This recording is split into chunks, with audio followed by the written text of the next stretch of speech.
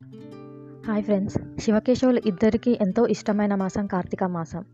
మనం చేసుకునే హిందూ పండగలన్నీ ప్రతి నెలలో ఏదో ఒక అమ్మవారికి కానీ వినాయక చవితికి కానీ మనం చేసుకుంటాం. కానీ కార్తీక మాసం ఒక్కటి మాత్రం శివకేశవులు ఇద్దరిని మనం కొలుస్తాము. అదే మహావిష్ణువు ఆషాఢ మాసంలో శుద్ధ ఏకాదశి రోజు యోగనిద్రలోకి వెళ్ళి ఈ కార్తీక మాసంలో శుద్ధ ఏకాదశి రోజు మేల్కొంటారు. అలానే శివుడు ఈ కార్తీక మాసంలో వచ్చే ఈ కార్తీక పౌర్ణమి రోజే తారకాసురుని కొడుకులైన త్రిపురాసురులను అంతమొందించాడు. అంతేకాకుండా గంగాదేవి ఈ ఒక మాసంలోనే సరస్సులు, నది, బావులలోకి ప్రవేశిస్తుంది.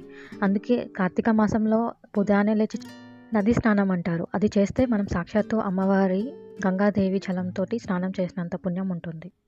అయ్యప్ప దీక్ష కూడా ఈ మాసంలోనే మొదలవుతుంది. ఇన్ని విశేషాలు ఉన్న కార్తీక మాసంలో బోలాశంకరుడు అభిషేక ప్రియుడు భక్తి శ్రద్ధలతో చెంబు నీళ్ళు అభిషేకిస్తే పొంగిపోయి మన పాపాలను తొలగించే ఆ పరమశివుడిని భక్తితో అర్జిస్తే మనోధైర్యాన్ని కూడా మనకిస్తాడు. కాలాతీతుడైన పరమశివుడి అనుగ్రహం అందరికీ ఉండాలని మనస్ఫూర్తిగా కోరుకుంటున్నాను. ఉదయాన్నే కార్తీక పౌర్ణమి రోజు మా వారు తులసికోట దగ్గర దీపం వెలిగించారు. నేను మా అత్తగారు సాయంత్రం శివాలయానికి వెళ్ళి అక్కడ కార్తీక దీపం వెలిగించాము. ఎన్ని పనులున్నా దైవకార్యం అనగానే ఆ భగవంతుడు తన దగ్గరికి ఎలాగైనా రప్పించుకుంటాడు. శివుడాజ్ఞ లేనిదే చీమన కుట్టదంటారు కదా. గుడికి వెళ్ళొచ్చిన తర్వాత పాప పడుకుంది. మేము కొన్ని క్రాకర్స్ కాల్చాము.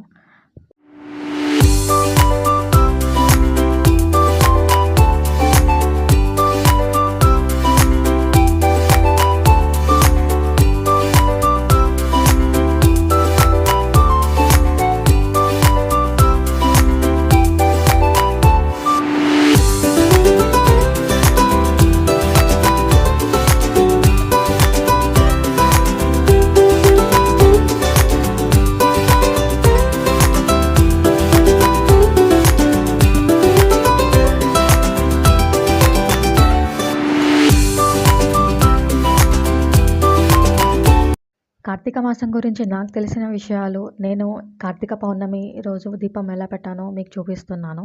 ఈ వీడియో కనుక మీకు నచ్చితే ప్లీజ్ లైక్ చేయండి. మీ ఫ్రెండ్స్ అండ్ ఫ్యామిలీతో కూడా ఈ వీడియోని షేర్ చేయండి. నా ఛానల్ సబ్స్క్రైబ్ చేసుకోవడానికి సుధా వీరేందర్ సెర్చ్ చేస్తే సరిపోతుంది.